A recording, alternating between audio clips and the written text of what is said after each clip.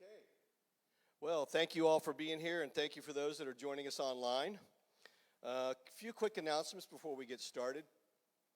We do still have lots of books here to give away. If you're not with us in person, you're online, make at least an effort to get here if you can.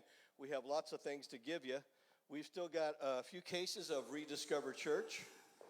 We've still got quite a few. I've only got one with me today, Healing the Shame That Binds. We've got It Takes a Family. It's the family approach to recovery. The Prayer of Jabez. I've got one copy left of Gentle and Lowly. And if you get this, you can go online, and there's an accompanying Bible study and daily devotionals that go with it. We've got one copy left of What Are the Odds? From Crack Addict to CEO, the Mike Lindell autobiography. And we brought in a new, fresh batch of the Life Recovery Bibles. So if you don't have a Life Recovery Bible and you would like one, there's several up here. Come and get it. We also have Purpose-Driven Life, and we also have Narcan. If you ever need Narcan to carry around, we have it. We want you to have it. You never know when you might have an opportunity to save a life, and we want you to be prepared to do so should that opportunity arise. So as you know, first Saturday of the month, Dr. Sutton comes in and does his principal approach. So today, we're on number 5. Which, if I didn't get it wrong, is integrity. Yes, he says I got it right. Good job. So glad I got that, since that's what I put on the bulletin. The other thing is, the last Saturday of every month, we do a testimony night. This coming last Saturday of this month, it will be Angie's testimony. Wade and Angie do Celebrate Recovery in the back on Friday night, and she'll be giving her testimony into this month. And then after the testimony, we feed you. We usually have pretty darn good food, so definitely come out and enjoy that with us. It's free, which is my favorite price, like all these books. So we're going to pass around a plate. So what do we do with that money?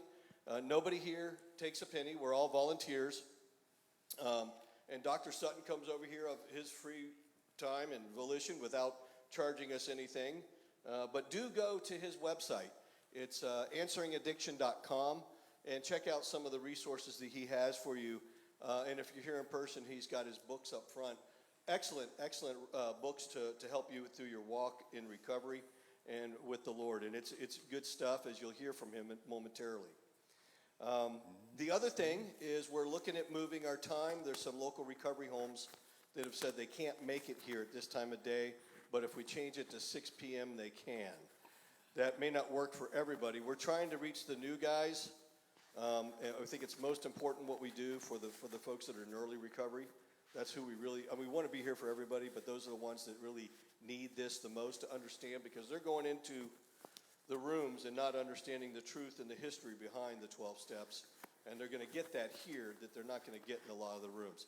Speaking of the history, you might have an opportunity still this coming weekend. Is the next Came to Believe retreat, the Legacy Retreat. And what we mean by that, Legacy, is it's the actual location. The original one started by Clarence Snyder many years ago up in Leesburg, Florida. And that walks you through all 12 steps over the weekend. And they do it from the same perspective that the early founders of AA did, and that is with a biblical perspective. So if you have not signed up, go to cametobelieve.org, cametobelieveretreats.org, or reach out to me through Facebook or on my cell phone, which is available as well, and I'll tell you how to get signed up for that. There's a few spots left, and I'm not sure what the cutoff is, but I know it's coming up soon. That said, let's do a little prayer and then bring up Dr. Sutton. So, Father, I just thank you. Thank you for your continued blessings. I thank you that I'm standing here today on the other side of what was such an ugly thing that you delivered me from, and that there's so many more that need that, Lord. I pray that we're able to reach them and share the truth of what you've done through the word and the testimony, Lord, that we're able to reach them with the freedom that we have found, that we might share with others. You tell us, Lord, to comfort others if we have been comforted with the same comfort we've received. And so, Lord, we pray that we would be able to do that on a regular basis, that we would be light in a dark place. And we pray for Dr. Sutton as he comes up, Lord, that you would speak through him, just fill him with the Holy Spirit to overflowing, that it might just spill out onto all of us, Lord, and we would get your blessings through it.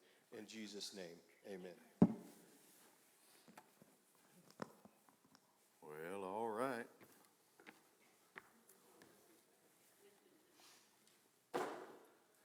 Ain't no sunshine when she's gone. She's always gone too long. Anytime she goes away. Bum, bum, bum. Ain't no sunshine when she's gone. It's not warm while she's away. Ain't no sunshine when she's gone. She's always gone too long. Anytime she goes away. Bum, bum, bum. I know, I know, I know, I know, I know, I know, I know. I wanna leave a young thing alone. Ain't no sunshine when she's gone. Bum, bum, bum. Ain't no sunshine when she's gone. Ain't no sunshine when she's gone. Well, all right. That's all you get. That's all you get. So, it's tax time. Grandpa got called by the IRS to come down. They were auditing him. And so Grandpa was a high roller. I mean, Grandpa was just one of those movers and shakers and this high roller guy and always pretty slick. So he called his attorney and he said, we'll go down here to the IRS office and see what they want. So they showed up at the IRS office and the IRS guy goes, so do you know why you're here? And Grandpa said, yeah, I got a letter, you're auditing me. And IRS guy goes, do you know why you're being audited? And Grandpa said, well, no, I don't. IRS guy goes, well, you have this huge lifestyle and you show this real small income and we can't reconcile it. Maybe you can help us with that. Grandpa said, well, probably. The guy said, can you explain to me why you have such a big lifestyle and such a small representative income? Grandpa said, well, yeah, that's easy, I bet. I like to bet. The IRS guy goes, that's your explanation, is you like to bet? Grandpa said, well, yeah.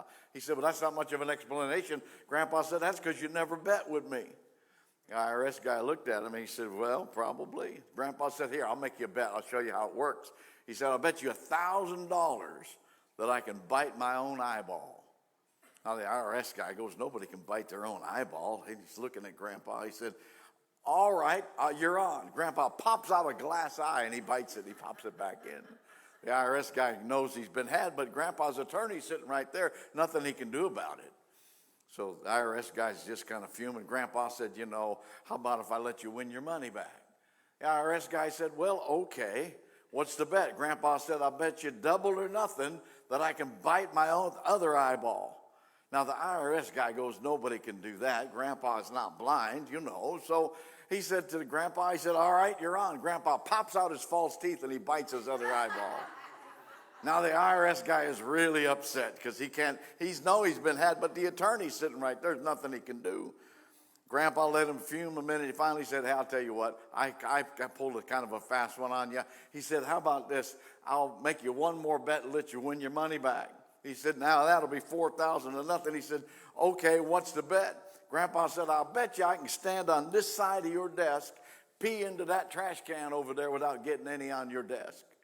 Grandpa's looking at him. The IRS guy goes, nobody could do that, not even a young guy, not especially this old man, of course that.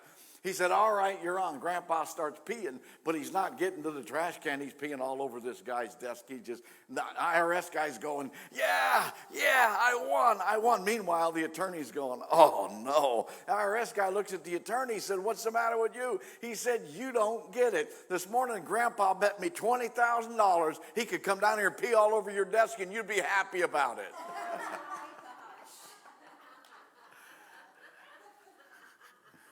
I can't tell that in most churches, but I thought I could get by with that here. So we go through one step in the corresponding principle each week. The goal of the class is not just to learn the activities of the step, but the goal of the class is to learn the principles that correspond to the steps. Every step has a corresponding principle. 1 is honesty, 2 is hope, 3 is faith, 4 is courage, 5 is integrity. That's where we're at tonight. 6 is willingness, 7 is humility, 8 is brotherly love, 9 is discipline, 10 is perseverance, 11 is awareness of God. Step number 12 says this: having had a spiritual awakening as a result of these steps, we tried to carry this message to alcoholics and to practice these. Principles. Practice these what? Principles. principles in all our affairs. Many of us exclaimed, "What an order, I can't go through with it." Do not be discouraged. No one among us has been able to maintain anything like perfect adherence to these principles. We are not saints. The point is we're willing to grow along spiritual lines. The principles we have set down are guides to progress. We claim spiritual progress rather than spiritual perfection. The measure is the principles. The mechanism is the principles. The thing that moves us forward is the principles. The thing that causes us to get permanent recovery is the principles, and it outlines it so clearly. So when we look at the principles, we either have to believe that this is a program written in principle or not. And principles are far different than rules. Rules, you run into a rule, you break a rule. How many broke a rule today, this week? Since you've been in the building, how many broke a rule? So we break rules, we run into them, we break the rules get broken, and sometimes there's a consequence, sometimes there's not.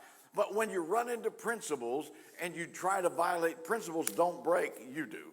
And what it does is it shatters our life, and where we've come up with fractures in our character defects, those fractures came as a result of violating principles, running into principles. So the principle here tonight in step number 5 is where we're at. Step number 5 is admitted to God, to ourselves, and to another human being the exact nature of our wrong. And we're going to talk at length about that step. But the principle is called integrity. The goal of this is to find that place of integrity. The integrity of a building is the structure, the infrastructure. It's not necessarily the part of the building you see. It's the part of the building that's on the internal that holds the building solid and straight. The building that's like this building has got integrity. That means it's firm on the inside. It's got a solid infrastructure. And so when we talk about integrity, personal integrity, is that we're solid in the inner parts. This is about the part of you that nobody sees. This is the part of you that who you are. And we'll talk a little bit more about that as we talk about character. But there's the internal part of this is integrity. If you operate with integrity for a little while, everybody say a little while. A little while, if you operate with integrity for a little while, then you'll come up on another principle called accountability. That we would find accountability. Integrity is an internal, accountability is an external. Integrity is the thing that I operate in. Accountability is how I measure that. Integrity allows me to operate in principle, and accountability allows other people to help me stay on track, to help me keep that plumb line firm. And so when we talk about accountability is on the outside, and I'm accountable to other people. They help me hold my integrity. If you operate with integrity for a little while and accountability for a little while, then you'll come up onto another principle called responsibility. You will not ever gain true responsibility. It will not be handed to you until you have accountability. People want to know that they can trust you before they'll give anything to you. So there's an accountability that comes that precedes the responsibility. But before you can get the accountability, you need to have integrity. And if you'll have integrity, you'll get accountability. Accountability will build into that responsibility. And then we can grow in who we are. We can grow in what we do. As we gain that principle called responsibility, and we're responsible for a little while, say a little while. You know how long a little while is? It's a little while. That's correct. That's a very good. You've been paying attention. So for a little while, if we operate with responsibility, then we'll come up onto another principle called prominence. We'll become known for what we do. You need to gain prominence, and that's why if you pick up that book out there called Strength-Based Sobriety, there's a chapter in that called Sobriety Accumulation Value. The value of long-term sobriety, how it becomes more and more valued. The longer I'm sober, the more valuable my sobriety it is. And so there are those people that say, well, it's not about the quantity, it's about the quality. Most of them have been sober about 12 minutes, and that's why they say something so stupid. The truth of the matter is, it's about building that reputation and building that responsibility. If I am a person of integrity in my sobriety, I'll have accountability. That accountability will allow allow me to formulate responsibility, and that responsibility will put me into a place of prominence or recognition, and you'll become known for what you do. You need to be known for your sobriety. How can you ever understand what the book said, that this is by attraction, not promotion, if you don't become known for what you do? You need to become known as a person of sobriety that walks with accountability, integrity, and responsibility, and then pretty soon people will be drawn to that. People are not drawn to fly-by-night that don't show up, that don't hold their word, that are always trying to do the wrong thing, that have no moral standard, or they have a moral sliding scale that they kind of chase up and down the track depending on what they want to do on that particular day. So when we look at step number 5, we look at this thing called integrity. Step number 5 is, and when I look at that, step number 5 is really that soul cleansing step. This is where you're allowed to get rid of the junk. Step number 5 is where you get honest with God. Step number 5 is where you meet the real you. That's where step number 5 takes us. It's the birthplace of accountability. So what we're doing in step number 5, we admitted to God, to ourselves, and to another human being. I'll explain each one of those. The exact nature, everybody say the nature.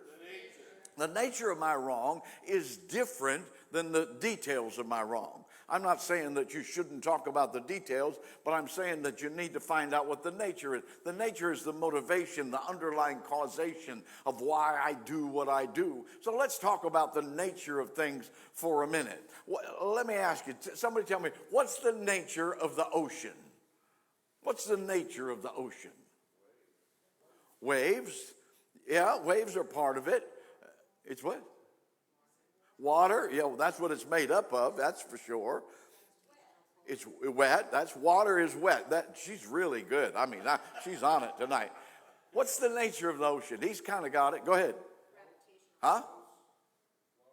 It ebbs and tides, yeah. It's got waves, it flows. The nature is the movement of the ocean, that it's contained and it moves. It comes in and out, and it's got that nature. That's why we can go sit by the ocean and find it to be very relaxing. Well, let's try another one. What's the nature of a tree? What? Growth? Yeah, grow. Well, trees grow. Yeah, as long as they have water and sunshine, they will grow. I'll give you that. Yeah. What's the nature of a tree? Shade. That's one of the things it produces. Huh? It's rooted, yeah. That's how it grows. It's rooted. It produces shade. The nature of a tree is strength and flexibility. That it's strong enough to stand there and firm, and that's part of that root system, but it's flexible enough when the wind blows that it can move. It has that nature. It's strength combined with flexibility. What's the nature of a cow? We got any farmers here? The nature of a cow. Moo. That's a noise that a cow makes. That's very good. I learned that in the first grade. That was really important. The nature of actually, I learned that in preschool probably. The nature of a cow. Actually, I learned that before I went anywhere. We had cows there that made the noise. The nature of a cow. Food. Yeah. Cows you can turn cow into hamburger or a steak. Yeah. The nature of a cow is contentment. Cows are contented. If you've ever been around cows, they're pretty laid back. Cows look like they've been doing quaaludes. I mean, they are, whoa, just really, everybody's pretty relaxed. Occasionally you have a cow that's crazy, and you just send them to AA. They're okay. What's the nature of sports? Entertaining. Yeah, sometimes, unless you're a Bucks fan. Competition. The nature of sports is competition. Any kind of sports is competitive. What's the nature of a marriage? Love? Well, that will certainly help. The nature of marriage, and love is contained in there. I put the nature of marriage as commitment. When you get married, you may not love something, but you might be committed to it. When you get married to your job, or you get married to a particular activity, there's the nature of marriage. What's the nature of faith? Faith. What is at the core of faith? Huh? Belief, trust. Trust is the one I was going for. What's the nature of business? Money, monetary gain. That's what we want to prosper, monetary gain. What's the nature of addiction? More. That's good. The nature of addiction, more. That's certainly indicative of people that are addicted. What's the nature of addiction? Selfishness, that's a good one. That's one of the byproducts of being an addict is self-centered, self-seeking, self-will run riot is what the big book says. The nature of addiction I put down as deception because it deceives you and you deceive others. It's always in that core. The nature of love. What's the nature of love? Don't tell me I stumped you on that one. That's a hard, huh? The nature of love, God. Well, God is love. Yeah, I'll give you that. I put down for the nature of love is affection. When you love something, you have an affection towards it. The nature of prayer.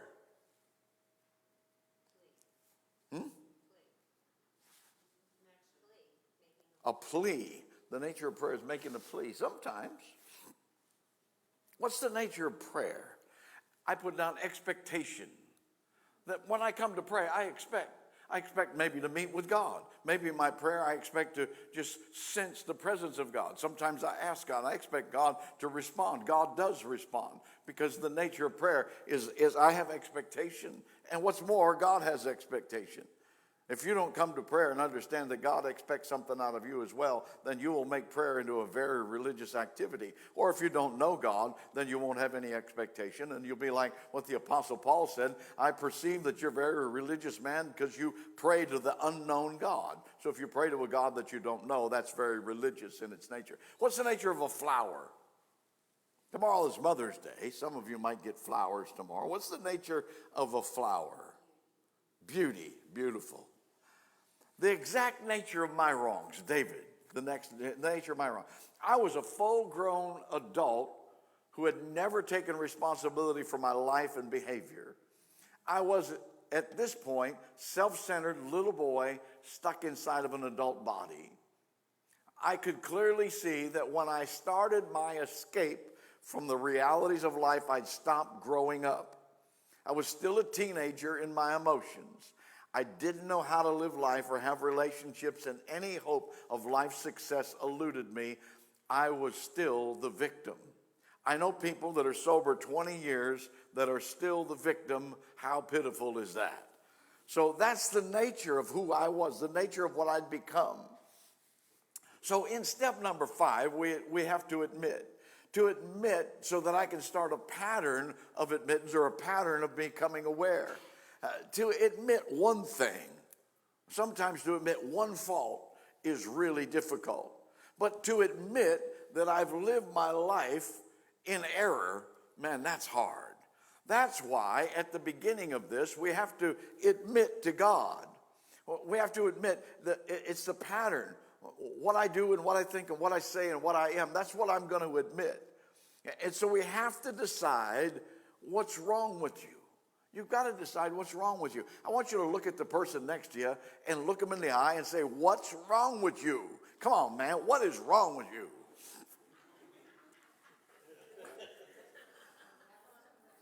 It's not just the wrongs that I involved my life in, but the nature of my soul sickness. It was a societal disconnect. I had disconnected from society. Most of us are at least asocial. Some are antisocial. The antisocial personality believes that rules don't apply to them. The asocial is we can be social, but we're not.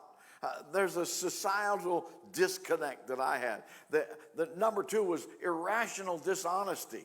It wasn't that I was not honest. It was that my dishonesty did not make sense. When I had to begin to address dishonesty on that level, I was a liar. And I was a liar for no apparent reason. I lied just to stay in practice. I mean, I lied when the truth would help me. I just made things up. And I lived in such a fantasy world that when I began to talk, I spoke out of that fantasy world. Today I live in a different kind of fantasy world. I live in a different world. I live in a kingdom that's not made with hands. You notice I'm not from around here. I'm from somewhere else. I'm from another kingdom. And when I speak from that kingdom. I don't speak as a person that's in this earth trying to find God. I speak as a person who is connected with God that has to stay in this earth. One day I'm going to leave this earth. I'm going to go into that eternal kingdom. But the kingdom of heaven is here and now, and I live in that kingdom. I'm from there. That's why I act weird. And I don't know why you act weird, but that's why I act weird. See, I had number 3, I had a saturation of a self-serving lifestyle. That was wrong with me. I was a self-serving lifestyle. In the big book, it talks about, page 61, it talks about that. Self-seeking, self-serving, self-will run riot was at the core of our dilemma. We believe our problems of our own making. Well, that was me for sure. I had a self-serving lifestyle. Number 4 was the repetitive life meltdowns and the reoccurring life disruptions. How many have had repetitive life meltdowns in your addiction? Boy, I'll tell you what. I mean, it seemed like every other month they expected me to pay the rent, and then I'd have to move. I mean, I moved ahead of the rent. You could pay 3 months basically. You'd put your deposit, you pay 1 month and skip one. The third month they'd have to evict you, and so then you could move on. That's landlord's nightmare. That's who I was. Number 5. I had the interpersonal disintegration. My internal guy just melted down. I got to the place I had low self-esteem, low self-worth, no self-image, and I was filled with shame, shame-based issues. Number 6, in the wrongs that we're talking about admitting, all of these are flawed all fueled by a flawed character that was so radically scarred it had become defective. Your character you were not built originally to have defects of character, nor are you designed, nor is recovery designed for you to keep your defects of character. It's designed for you to get rid of them. And I will explain to you next month when we talk about step number 6 and getting rid of character defects, that there's an expectation that you should get rid of all of them. You see, we were scarred by life. We were scarred by life in active addiction. We were scarred by abuse from others and towards others. We were scarred by bad choices and bad outcomes. We were scarred by life's false expectations. We were scarred by disappointments, scarred by faulty beliefs. Our character becomes defective. It's not the way the manufacturer designed it to be. Our character becomes defective, and we become defective in how we operate in our character. Where'd that microphone go? Let me see that mic. Just let me hold it for a minute. It's off, right? Yeah. This is a microphone. How many notice this is a microphone? This is a microphone. It was designed to carry sound from my voice or from a guitar or from whatever, and then it carries that sound into an amplifier that carries it into the speakers. That was what the manufacturer designed it for. It comes with an on and off switch and a light and batteries, and I mean it's very well designed. It has a manufacturer's warranty on it. This is warranted, and as long as you use it according to the manufacturer's specifications, if it stops working, they'll either fix it or replace it. That's kind of what a microphone, the design of it is. It came with a manufacturer's warranty. But we could look at this, what it was designed for, and we could decide that we want to use this microphone for something else. So I could use this microphone. It's got some interesting features to it. It's got a nice grip, nice handle. You could mash potatoes with that. It's got a nice little chunky end. How many know you could mash some potatoes? You could whip them up. I mean, you could make some potatoes with that. You could use this if you were out walking late at night, and you felt like you were maybe a little unsafe. You could use this as a thing to whack people with. How many know that would work? You could whack people with that. If you didn't have your hammer available, you could pound a nail with it. You probably would hit your finger, but that would be the same. You could, if the brakes weren't working on your pickup, you could put this down behind the wheel and just prop it there so the truck wouldn't roll down the hill. There's a lot of things you could do with this that weren't designed to do. However, as soon as you start using this to mash potatoes or whack people in the head, the manufacturer's warranty will be voided. The manufacturer wasn't guaranteeing that we're going to do all those other crazy things. There's a thing that would happen is you start using it for what it was not designed for, and what would happen is it would become flawed or it would get defects in it. That's what happened to you. we started using our body like an amusement park. You know, we just didn't do what God intended us for to do. We were not born with like a massive alcohol deficiency where we just keep pouring it in. We weren't born with, crack cocaine deficiency. We weren't designed to do that. You were not designed to put chemicals into your body to adjust your brain, to put chemicals into your lungs to make you feel better. I know you switch from Pall Malls over to vapor cigarettes, and we haven't quite seen what's going to happen with those people yet, but I'm thinking I'll be around in this lifetime long enough for the vapors to find out what happens when you put all those chemicals in your lungs. You were not designed to suck perfume down into your lungs. How many know this is true? We go to church, we have a lady that we call she is one of those perfume patties that goes to our church. I mean, when she comes in the room, everybody goes, oh, she's here, because you can smell her from the parking lot. I mean, I'm not designed to breathe all those fumes. I make sure I sit on the opposite side of the church from her, because if you got any of those in your church, well, that's not quite as bad as the guy that never showers, but it's a little excessive. I wasn't designed to breathe that kind of stuff into my lungs. And I become fractured. And that's what happens in our character, our emotions, and who we are as a person. Our soul becomes fractured. So we're looking at admitting. And this admittance process is a real interesting thing. It's a part of the inventory. But we admit to God. I always thought it was odd that I was required to admit to God something that God apparently already knew. Hello? If God, there's one who has all power, that one is God. May you find him now. Okay, so we know that God is all powerful. He's omnipotent. That's what that means. We know that God goes to all the meetings. He goes to meetings everywhere. I've been in a meeting in every state in the United States. God has been in all of them. He's at all the churches on Sunday morning. Well, at least 90% of them. Some of the churches, we're not sure what they're doing. But God is omnipresent. He's everywhere. So he's omnipotent, he's omnipresent, and God is omniscient, which is all-knowing. God knows everything. Well, he knows everything. Although, if you don't believe that, then you need to stop praying the serenity prayer. God, grant me the serenity, accept the things I cannot change. He's got to be a pretty smart God to know what you can and cannot change. And the wisdom to know how to give you wisdom. He knows more about you than you know about you, or you wouldn't pray that prayer. You shouldn't pray any prayers unless you believe that God is all-knowing. So he's omniscient, he's omnipresent, and he's omnipotent. That's God. Now, you're telling me I need to admit to God something that apparently God already knew. Well, it wasn't for God's benefit that I would have to admit this. It was so that I could benefit from the interchange between me and God. The writers of this, and actually I think they were divinely inspired when they wrote it, want you to admit to God, because the measure is not of what I would admit or not admit, but the measure is what God's response to me is.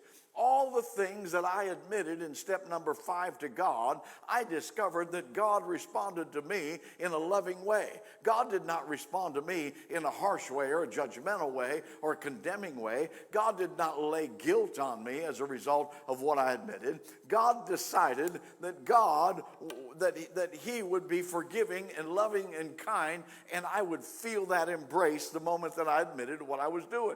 And you know what happened?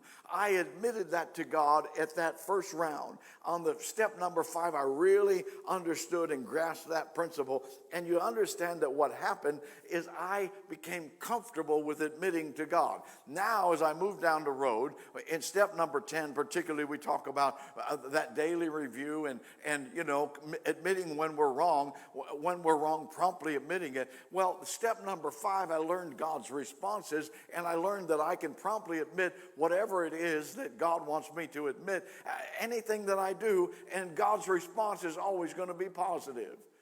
Now, God may, at some point, decide that he wants to correct me, and has God ever corrected you?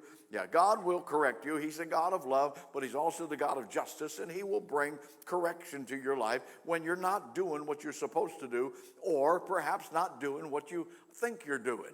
It was pointed out to me some time ago that I wasn't as nice as I should be. It was my wife that pointed it out, so I had to pay attention. And so my response was nice. I said, you're probably right. I didn't believe that, but my response was positive. And I said, well, how do you think I'm not nice to people? She said, when we go through the checkout counter at Publix, you're not nice to the cashiers. I said, so I am too. She said, no, you're not. They always say, did you find everything you want? And you don't answer them. I said, I don't answer them because you're there. That's your job. You answer them. I think we found everything we want, but I'm not sure, so I let you answer. She goes, yeah, well, you don't answer them when they ask you, and then they say, do you want paper or plastic? And well, they don't have paper, they just have plastic. So why ask me a stupid question? Stop it. I don't want you to ask me questions that you don't really want the answer to. They are paid to ask me those questions, and I'm not paid to be nice back. You're there, you answer the questions, this will be good. How many can see maybe the flaw in my thinking? My thinking was a little skewed. And I was like, okay, you're probably right. So I tried to work on that. I still wasn't very good at it. They're still very irritating. Did you find everything you want? No. I just gave up in the middle, and here I am. I don't know what to do. It's crazy. It's a crazy thinking, So I walked into this store one day. I'm walking in, and I'm walking past where the cashiers are, and this cashier turned around and looked at me and said, do you want to hear a joke? Me? She got people that you should be checking them out. Ask them if they need plastic or paper. Why are you asking me a question? She said, do you want to hear a joke? I said, sure. She said, what do you call a camel with no humps? And now everybody's kind of looking at me, and I'm like, I don't know. She said, Humphrey. I thought it was funny. I laughed out loud. I was like, that's good right there. And I walked on, and the Lord spoke to me. He said, you need to be nice to these cashiers. So God was trying to do for me what I could not do for myself. And so I got my stuff, and I got up to and I put stuff up on the counter, and the lady goes, did you find everything you were looking for? I said, yes, I did. And the Lord said, be nice. And so I looked at her and I said, what do you call a camel with no humps? She said, I don't know. I said, Humphrey. And she laughed, and she told 3 other people while I was standing there. I got to tell you that it was a funny little joke. I have told all the way up to yesterday. I have told 100 cashiers that. God did for me He gave me an out. He gave me an ability. If you'll just admit what's wrong, He'll give you some way that you can correct it. Now, maybe that joke is not funny for you, and maybe you can come up with something on your own. That's fine. But if you're like me, I needed a little nudge. I admitted to God, and now I understood why I admitted to God. We admitted to God, to ourselves. Everybody say ourselves. And another human being, which is other people. So ourselves, say ourselves. There must be more than one of you in there. We're admitting to ourselves. This is not external, this is internal. Ourselves, how many are there? Some of you have a whole group of people living in there. You admit it too. Yeah, you try to make a decision. You're trying to decide what color car to buy. You got a whole committee going on in your head. How many have a whole committee? Yeah, you got that whole committee. You're trying to decide what to eat for dinner. You have a whole committee. Part of you, oh, you need to eat healthy. Part of you, shut up. You've been all good. You can eat pizza if you want. And you got a whole committee running in there. So we're admitting to ourselves. I don't want to talk to the whole committee. I just want to talk to 2 of you in there. And I know there's more than one of you, but there's 2 parts of your personality that I want to address. And one, we've already talked a little bit about it, it's called character man.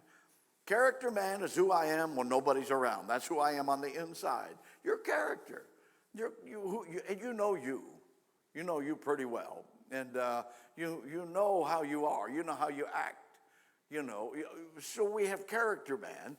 And the other part of ourselves that I want to address is reputation man. How many are familiar with reputation man?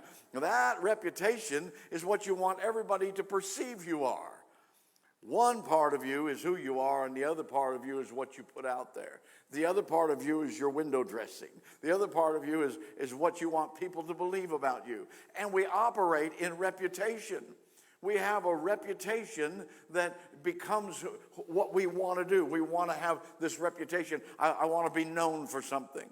And you know, when we're out in the addiction, we wanted to be known. The guys wanted to be known as a tough guy, you know. So we had reputation, and we kind of swagger into the bar like we owned the place. We had that reputation that came out in our language. You know, women have the same thing, but it's a little different. It's all about reputation.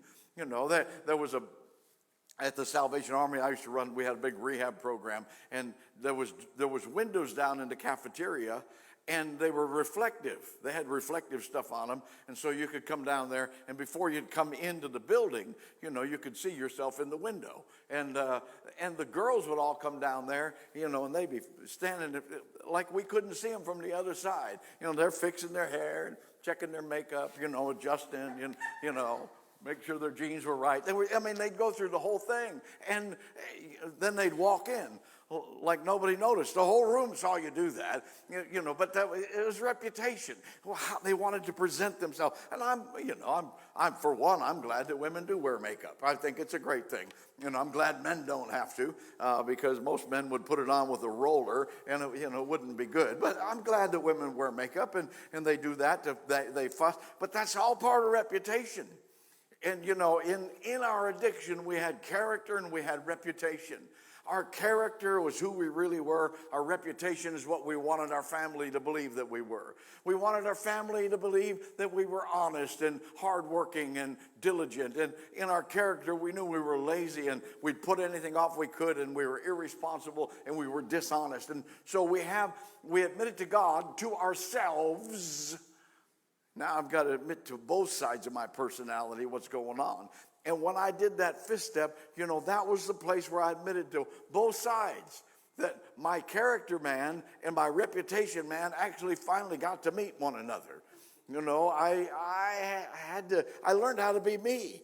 I just learned how to be myself and stop pretending to be something I'm not, just become. And the two sides of my personality were reintegrated. When a person has the dissociative disorder or that multiple personality disorder, and they go through therapeutic stuff, and they can reintegrate the sides of the parts of their personality that have been fractured from the damage of life. Well, this is kind of that same thing. When I admitted to God, to ourselves, to both of me, to all 3 or 4 or 5 of me, and I became a whole person again.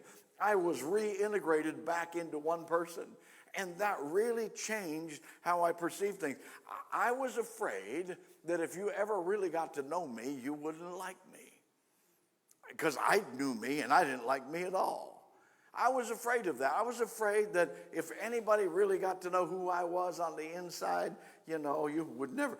Well, when I went through this process and I went back to AA and I started going to church and other places, in that process, you know what happened? I discovered I could just be myself and everybody liked me fine. The part of me they didn't like, and the part of me they were resistant to, and the part of me that always caused me to feel like I was on the outside looking in, was that fake part of me. I was wondering why people didn't like me. They didn't like me because I was a phony. They didn't like me because I was fake. Now today, what you see is what you get. I'm pretty much like this all the time. And, you know, I suppose if you had to live with me, I'd make you tired, you know. I think that's why God has got me on the road and I'm gone a lot, because I've wore enough people out at home. I'll send you out and let you wear other people out. So that's kind of how that works. So when I look at that, ourselves, it's plural, and it's that self-talk. It's reflective of our true beliefs.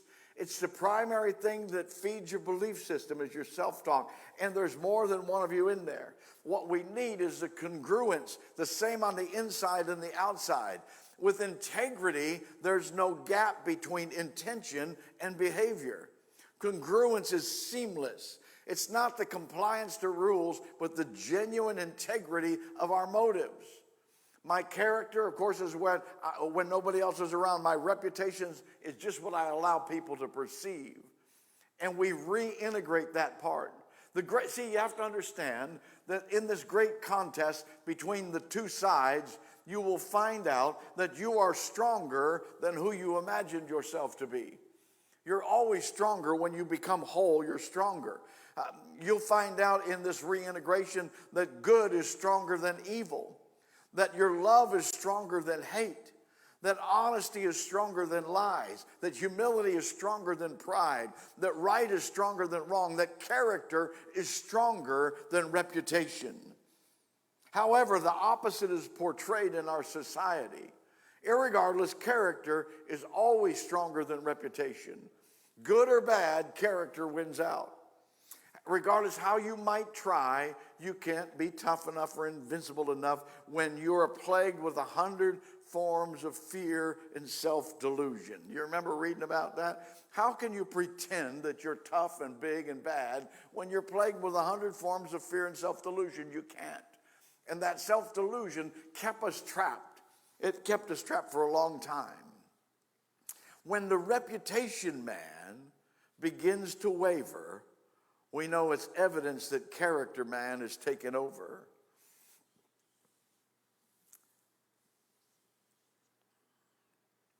We admit it to God, to ourselves, and to another human being. Another human being was a little difficult for me because I didn't trust people. I didn't like people. I didn't trust people. I was not trustworthy, so why in the world would I trust you? If you're probably like me, you're probably a liar too.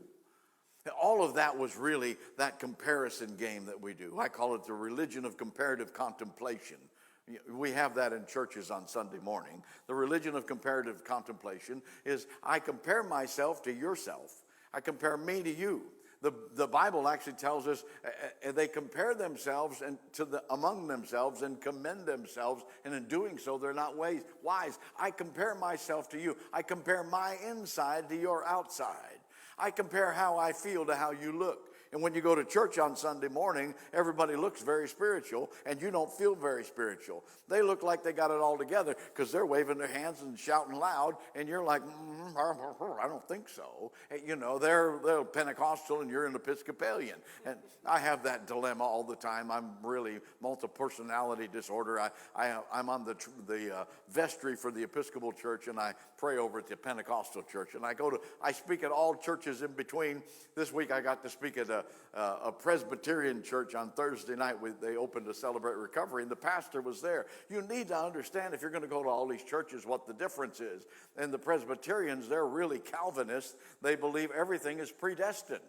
And so I explained to the pastor that I'm an Episcopalian, but I'm also a Pentecostal, and if I sound a little confused, I said, but when I go to the Baptist church, I'm just as Baptist as I can be. Everything goes to the cross. I said, when I come to the Presbyterian church, man, I'm going to Presbyterian up. I said, see, I told you I am predestined to be here and speak tonight. And he goes, I got it now. So anyhow, that's another whole subject. Another human being, I didn't trust people. I compared myself to them, and I didn't trust them because I wasn't trustworthy. And so when I looked at that, another human being, I was in AA for maybe a year and a half or so. It was 1981 when I did the 4-step and the 5th-step, and so I was looking around. I certainly didn't trust my sponsor. I didn't like him. I didn't trust anybody else in the groups where I went. And so I thought, well, I need to find somebody. And so my sponsor, I told him, I said, I don't know if I trust you well enough to do this. He goes, well, there's a priest in AA. There's a Catholic priest. Maybe you can go get an appointment with him.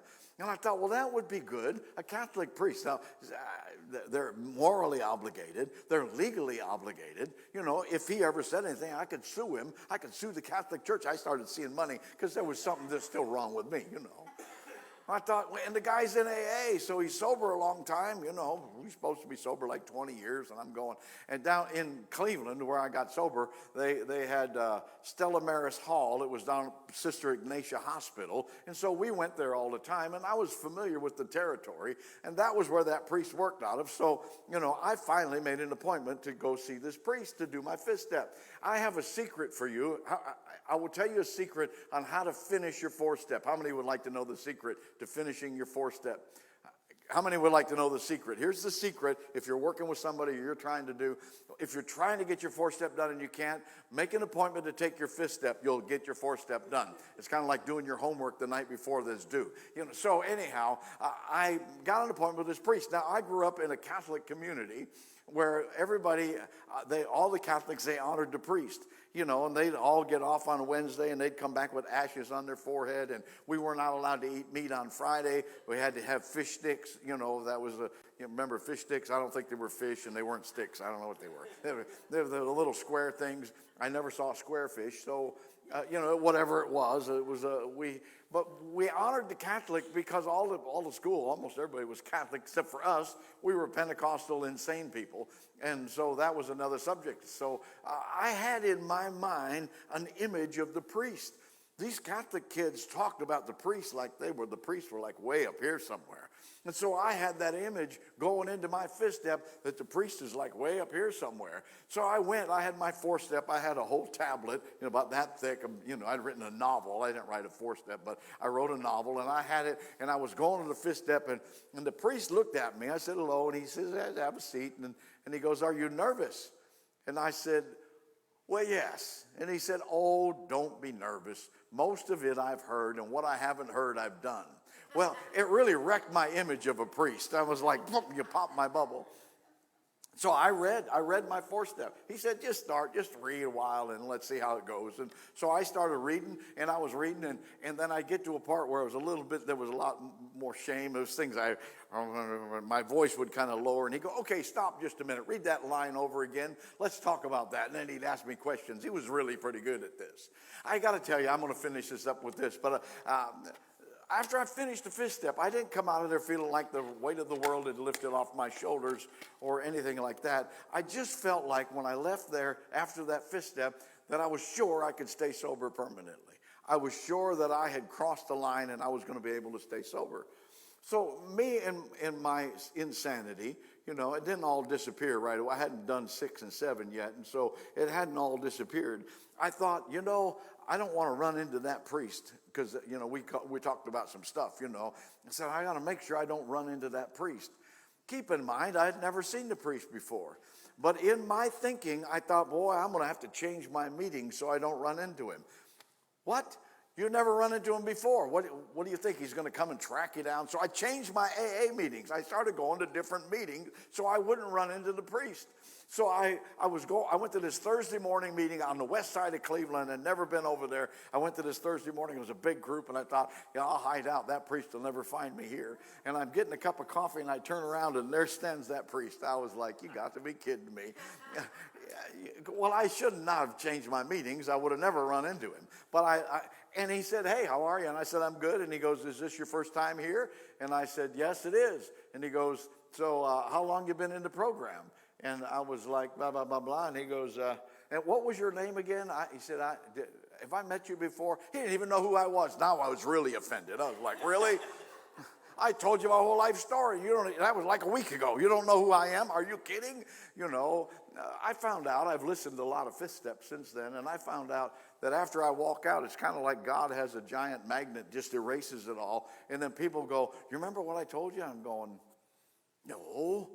Do I know you? That's happened to me a couple of times.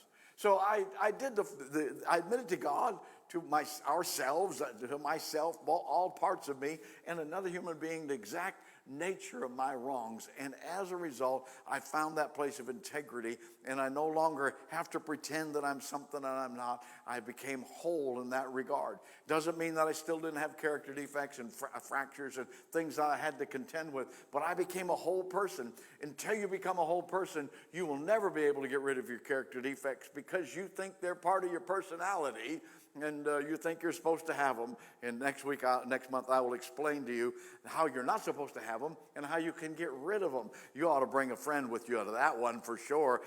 Find all the people that still have all their character defects, bring them in, and then I'll make them mad, and you can send them home. So that's kind of how that works. Admit it to God, to ourselves, and to another human being, the exact nature of our wrong. The principle is called integrity. Welcome to your new life.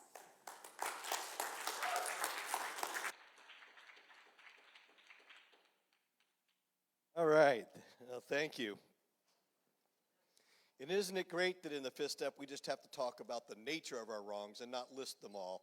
So, our fourth step, so we're looking at the nature. So, thank you all for being here. We're going to take a little break, and then we're going to break up. The women will meet, crosses in a minute. Danny's going to do crosses. If you haven't been with us before or it's been a while, just like all 12-step traditions that they celebrate milestones, and there's a white chip in most rooms, we do a cross. And it's not just for substances. We believe that life recovery is what we do here.